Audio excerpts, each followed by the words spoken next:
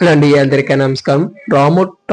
రామో life changing knowledge channel అందరికి కూడా సబ్స్క్రైబ్ చేసుకున్న ప్రతి ఒక్కరికి కూడా ధన్యవాదాలండి. సో ఈ రోజు టాపిక్ ఏంటంటే మనకి ఆర్ఆర్బి రెస్పాన్స్ షీట్ అయితే రావడం అయితే జరిగింది గ్రూప్ డికి సంబంధించి. సో మనకి ఎన్ని మార్కులు వచ్చినాయి ఏంటని చెప్పేసి ఈజీగా అయితే కనిపెట్టచ్చు. దాన్ని పెట్టి మనం నెక్స్ట్ సెకండ్ ఎగ్జామ్ కి క్వాలిఫై అవుతామా లేదా, నెక్స్ట్ వచ్చేసి మనకి ఎన్ని మార్క్స్ వచ్చినాయి అన్న డౌట్ కూడా క్లియర్ఫై అవుతుంది. సో ఆన్సర్స్ ఎలా చూసుకోవాలి ఏంటి, మన ఫ్రెండ్స్ ఎలాగ రెస్పాన్స్ షీట్లు డౌన్లోడ్ చేసుకోవాలి, మనం ఎలా డౌన్లోడ్ చేసుకోవాలి అన్న దాని గురించి అయితే టాపిక్ అయితే చెప్పడం అయితే జరుగుతుంది. వీడియో అయితే మొత్తం పూర్తి వరకు అయితే చూడండి.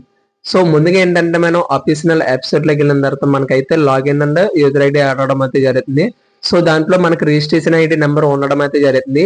ఒక్కొక్క అప్లికేషన్ కి ఒక్కొక్క రిజిస్ట్రేషన్ నెంబర్ అయితే రావడం అయితే జరుగుతుందండి. ఆ రిజిస్ట్రేషన్ నెంబర్ ఎంటర్ చేసి తర్వాత మన డేట్ ఆఫ్ బర్త్ ఎంటర్ చేసిన తర్వాత కింద క్యాప్చర్ అయితే ఉండడం అయితే జరుగుతుంది. క్యాప్చర్ అయితే ఎంటర్ చేయండి.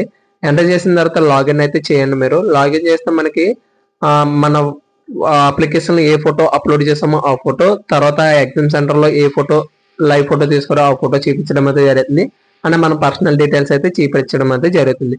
సో ఇలాగైతే మనకు ఒక పీడిఎఫ్ ఫైల్ అయితే ఓపెన్ అవ్వడం అయితే జరుగుతుంది.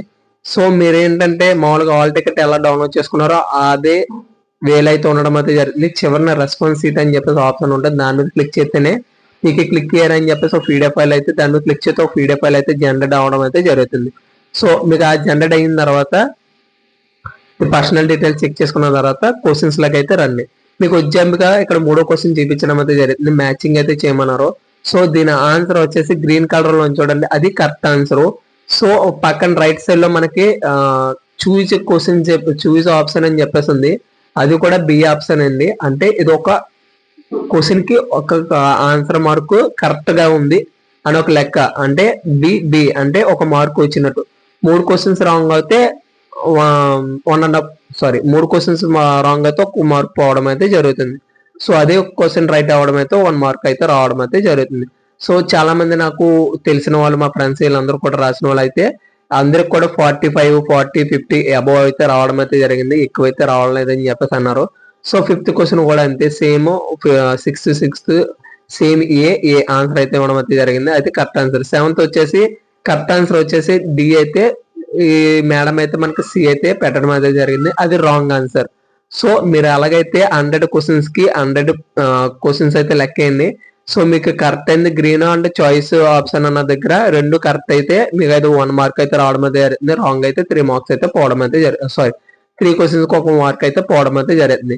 సో కట్ ఆఫ్ అయితే మనకి 50 అబౌవ్ అయితే ఉండడం అయితే జరిగింది, బిల్ అయితే లేవండి. సో ఇందులో క్యాస్ట్ వేజ్ గా అయితే జోనల్ వేజ్ గా మళ్ళీ రిలీజ్ మనకి ఏంటంటే కట్ ఆఫ్ అయితే రిలీజ్ చేయడం అయితే జరిగింది సెకండ్ ఎగ్జామ్ కి. అప్పటి వరకు అయితే వెయిట్ చేయాలి. సో ఎవరికి ఎక్కువ మార్క్స్ వచ్చాయని కామెంట్ రూపంలో పెట్టండి, మనకి కూడా కొంచెం ఐడెంటిఫై అయితే తెలియడానికి అయితే ఉండడం అయితే జరిగింది.